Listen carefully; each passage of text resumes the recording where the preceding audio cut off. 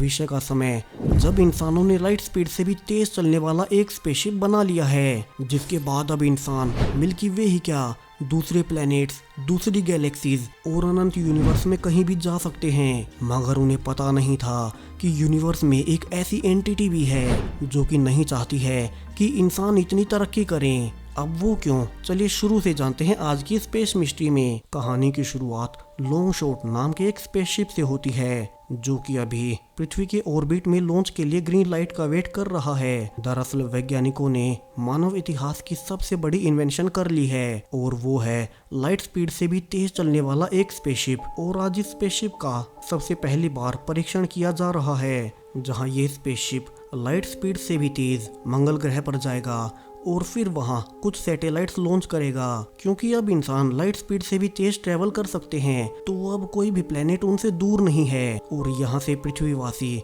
अब अपनी गैलेक्सी को छोड़कर सुदूर अनंत आकाश गंगा में ट्रेवल कर पाएंगे। और इस पूरे लॉन्च पर संपूर्ण पृथ्वीवासियों की निगाहें टिकी हुई हैं। यहाँ स्पेसशिप के अंदर सिर्फ एक एस्ट्रोनॉट ईथन है। यहाँ ईथन के लिए ये काफी बड़ा दिन है, क्योंकि अगर ये एक्सपेरिमेंट कामयाब रहा तो वो लाइट स्पीड से ट्रेवल करने वाला पहला इंसान बन जाएगा। वहीं अब वो पृथ्वी पर मौजूद अपने परिवार को याद करता है, जहाँ वो अपनी पत्नी एबी और एक बेटे जैक से वादा करके आया है कि उसे ये मिशन करना ही होगा, और मानवता के लिए वे इतना रिस्क तो ले ही सकते हैं। तो अब एबी बड़ी ही नर्वसनेस से टीवी ब्रॉडकास्ट देख रही है कि शिप किसी भी वक्त लॉन्च हो सकता है। अब फाइनली नासा से ईथन को ग्रीन लाइट मिल जाती है, और ईथन अब मंगल ग्रह के कोऑर्डिनेट्स डालकर लाइट स्पीड इंजन को ऑन करता है। 2, 1,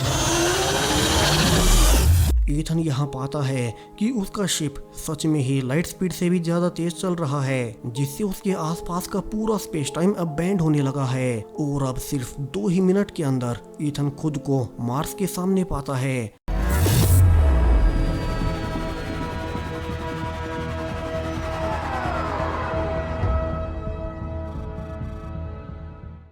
जहाँ की उसने लोकेशन डाली थी, यहाँ तक आने में ईथन को सिर्फ 2 मिनट लगे, जबकि लाइट को भी पृथ्वी से मंगल तक आने में कम से कम 3 मिनट लगते हैं। यानी कि उनका ये एक्सपेरिमेंट सफल हो चुका है। यहाँ पृथ्वी पर मौजूद सारे ही लोग काफी ही खुश थे। वहीं टीवी ब्रॉडकास्ट में बताया जाने लगता है कि कैसे नासा ने आज इतिहास रच दिया है, जिसे देख एबी भी खुश थी।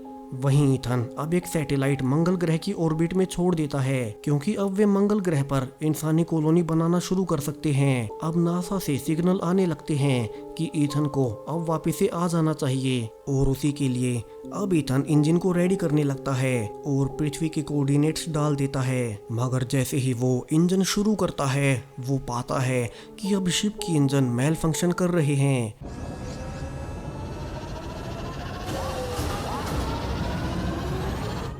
वहीं नासा भी पाता है कि उनका पूरा सिस्टम अचानक से ही मेल फंक्शन करने लगा है। हालांकि डायग्नोस्टिक के बावजूद उन्हें कोई भी एरर मिल नहीं रहा था, सब कुछ तो सही है, फिर प्रॉब्लम क्या आ रही है। वहीं ईथन पाता है कि उसका सिस्टम अब उसके कंट्रोल में नहीं है। तभी अचानक से उसका पूरा शिप किसी वर्म होल में समा जाता है। वहीं नासा भी पाता है कि अब उनका कनेक्शन शिप से टूट चुका है। वहीं दूसरी ओर ईथन पाता है कि अचानक से ही उसका शिप अब मिल्की वे गैलेक्सी से बाहर जा रहा है, जिस पर उसका कोई कंट्रोल नहीं है। और जब फाइनली उसका शिप वर्म होल से बाहर आता है, तो जो ईथन बाहर देख पा रहा था, उसकी आंखें फटी की फटी रह जाती हैं। एक बहुत ही बड़ा जायंट एलियन स्ट्रक्चर, जो कि टेक्निकली इतना एडवांस्ड है कि वो मिल्की वे गैलेक्सी से वर्म होल खोलकर ईथन के शिप को यहाँ ले आया।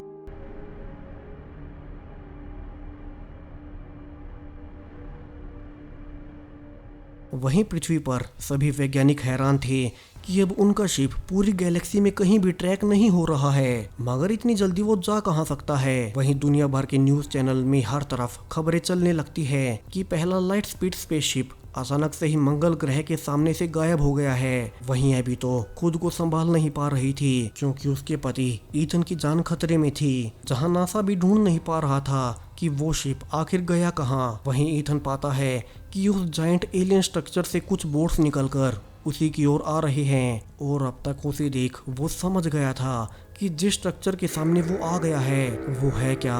दरअसल ये एक विशालकाय डायसन स्फीयर है। डायसन स्फीयर उस मेगा स्ट्रक्चर को कहते हैं जिसे कि एक पूरे ग्रह या एक पूरे सूर्य के चारों ओर बनाया जा सके, जिसके द्वारा उस पूरे ग्रह की संपूर्ण ऊर्जा का इस्तेमाल किया जा सके। दरअसल ये एक रियल लाइफ थ्योरी है जिसे कि साल 1960 में पहली बार वैज्ञानिक फ्रीमन डायसन द्वारा सुझाया गया था, जिसके बाद इसका नाम ही डायसन स्फीयर रखा गया। उनके अनुसार भविष्य में इंसान या और भी कोई अत्यंत उन्नत सभ्यता उस मुकाम तक पहुंच जाएगी जब वो पूरे के पूरे ग्रहों से उनकी सारी एनर्जी चूस पाए, और इसके लिए वे इतने बड़े बड़े मेगा स्ट्रक्चर बना लेंगे जो कि ग्रहों को चारों ओर से घेर लें और फिर उनसे उनकी सारी ऊर्जा चूस लें। अब इथन पाता है कि ये एक बड़ा डायसन स्फीयर है जो कि एक स्टार से ऊर्जा चूस रहा है, और शायद से किसी उन्नत एलियन सभ्यता ने इसे बना लिया है। यानी कि इंसान जो कि अभी तक सिर्फ लाइट स्पीड इंजन बनाने पर खुश हो रहे हैं, उन्हें पता भी नहीं है कि ब्रह्मांड में ऐसी भी सभ्यताएं हैं जो कि बड़े बड़े डायसन स्फीयर बना चुकी है और वे किसी भी गैलेक्सी में वर्म होल के थ्रू ट्रेवल कर सकते हैं। अब तक 2 ऑटोबॉट्स इथन के पास आ चुके थे और इथन डर जाता है कि कहीं वे उसे मार ना डालें। सो वो एक आखिरी बार अपने परिवार की फोटो देखने लगता है जिन्हें कि वो अब कभी नहीं देख पाएगा। वहीं अब दोनों बोट्स इथन की पूरी बॉडी को डिसइंटीग्रेट करना शुरू कर देते हैं और एक ही झटके में अब इथन अपने शिप से गायब हो चुका था।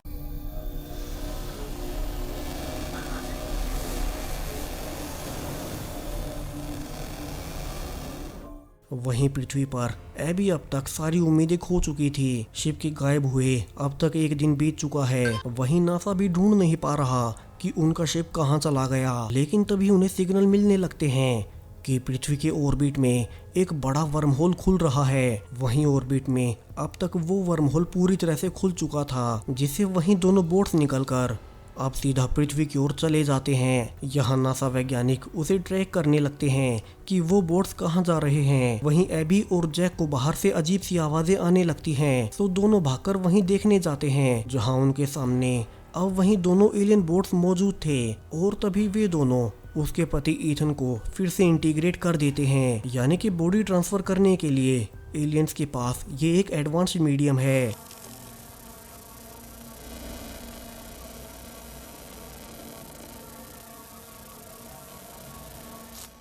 जिसके बाद दोनों बोट्स फिर से वर्म होल में आ जाते हैं और वर्म होल फिर से बंद हो जाता है। वहीं इथन फिर से अपने परिवार को देख बहुत ही खुश था और वो उन्हें गले से लगा लेता है, जहां वो बताता है कि एलियंस ने उसे मैसेज दिया है कि इंसानों को अपनी गैलेक्सी से बाहर जाने की इजाजत नहीं है और न ही उन्हें लाइट स्पीड से ट्रेवल करना है, इसलिए उन्होंने उसकी शिप भी वहीं रख ली है। दरअसल वे हमेशा से ही इंसानों पर नजर रखते आए हैं, मगर चूंकि उन्हें इंसानों से अब तक कोई खतरा नहीं था तो उन्होंने खुद की ही एग्जिस्टेंस के बारे में अभी तक इंसानों को पता तक नहीं चलने दिया।